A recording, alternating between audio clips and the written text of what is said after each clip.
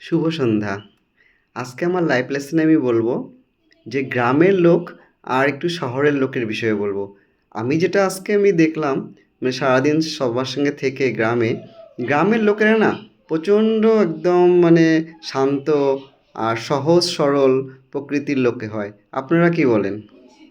আমি আজকে বলছি যে আমি আজকে সারাটা দিন আমি গ্রামে কাটিয়েছি।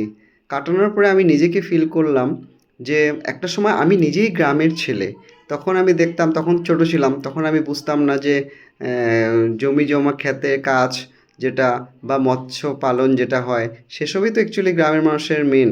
তো তখন তো সেটা বুঝতাম না, সেটা হয়তো আমি যেতাম বাবার সঙ্গে দেখতাম সব কিছু এটাই। কিন্তু এখন আমি নিজের প্র্যাকটিক্যালি ফিল করলাম যে দেখুন, আমরা ভাবি আমরা কি হয়, আমরা এখন শহরে থাকি, সকালবেলা উঠে তাড়াহুড়ো করে আমাদের গতানুগতিক ওই লাইফস্টাইল আধুনিকতা, যেটা আমরা অফিসে যাই, চাকরি করি বা ব্যবসা করি, এসব করে আমরা একটা পার্টিকুলার সময় সকালবেলা যাই, রাত্রে আসি। সেটাকে আমরা কিন্তু এসে আবার বলি যে আমি প্রচণ্ড টায়ার্ড, আজকে আমার ভালো লাগছে না। কিন্তু আপনারা ভাবতে মানে বললে বুঝতে মানে পারবেন কি না জানি না, আমি আমি নিজেই ফিল করেছি। এই যে আজকে গ্রামে ছিলাম আমি সারাটা দিন, লোকেরা যে সেই সকালবেলা যে ৭টার সময় আসে, জমিতে নামে, জমিতে চাষ করে, তারপরে এভাবেই যে এত কষ্ট করে সারাটা দিন রৌদ্রে পড়ে থাকে, যেটা আমাদের পক্ষে সম্ভবই না। আমরা ১ ঘন্টা ওই রৌদ্রে থাকতে পারি না।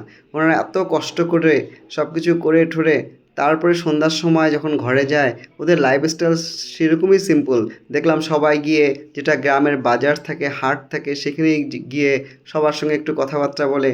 তো এটা সবসময় দেখে আমি ভাবলাম যে ওনাদের লাইফস্টাইলটা কত সিম্পল, আর ওরা মানুষরাও কত সিম্পল। ওরা কি হয়, একটা সমাজের মধ্যে কিছু, এই একটা গ্রামের প্রত্যেকটা লোক প্রত্যেকটা লোকের সঙ্গে এত আত্মীয়তা, একে একজনের প্রতি এত মানে সব জানে।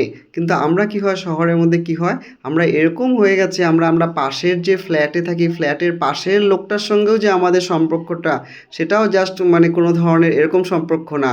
হয়তো জাস্ট দেখা হলো, কথা বললাম, সেটাই। এখানে কোনো ধরনের সেই আত্মীয়তা বা কোনো কিছু ওরকম, যেটা গ্রামের লোকের সঙ্গে যেটা মানে গ্রামের লোকদের মাঝখানে দেখলাম, সেটা আমাদের টাউনের মাঝখানে লোকদের মাঝখানে সেটা পাওয়া খুব মানে কঠিন।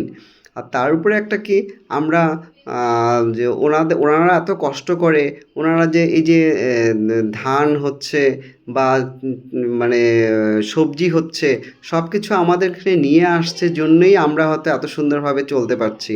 হ্যাঁ, শুধু পয়সা থাকলে তো আর আমাদের হলো না যে পয়সা ছিল কিনা, কিন্তু জিনিসটাকে তো মানে উৎপাদন হতে হবে।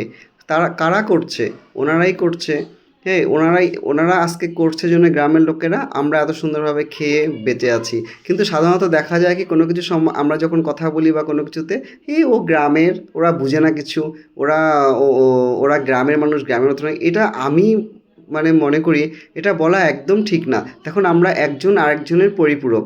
গ্রামের লোকেরা যদি আমাদের জন্য এইরকম সবজি বা ধান এসব যদি আমাদেরকে না নিয়ে আসতো, না বিক্রি করতো, ওরা যদি না মানে খাটতো, উৎপাদন করতো, তাহলে আমরা কি করে খেয়ে মানে বাঁচতাম?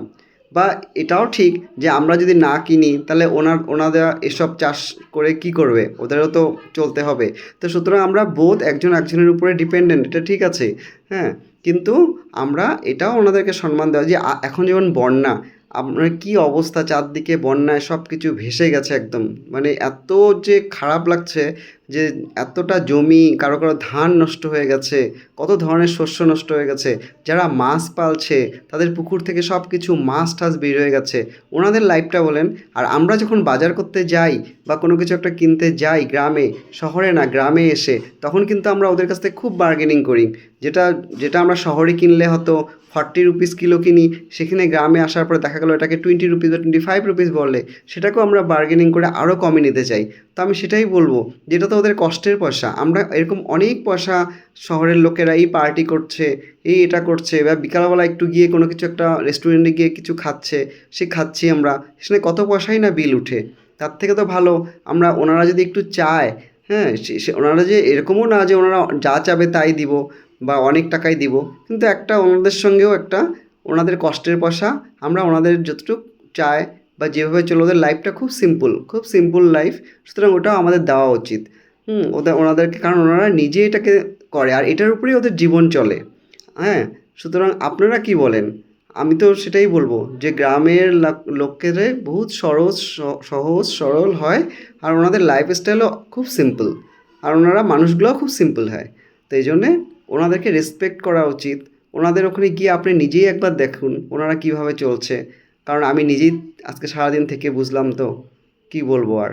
তা আপনারা কি মনে করেন ওনাদের প্রতি আপনাদের কি ধারণা, যে না গ্রামের লোকেরা সত্যিই কি ওরা কিছুই জানে না, ওরা অজ্ঞ, ওদেরকে নেগলেক্ট হিসাবে আপনারা ভাবেন নাকি? আপনারা জানাবেন। কিন্তু যদি এরকম ভাবেন তাহলে আমি বলবো যে এটা ভাবা একদম উচিত না।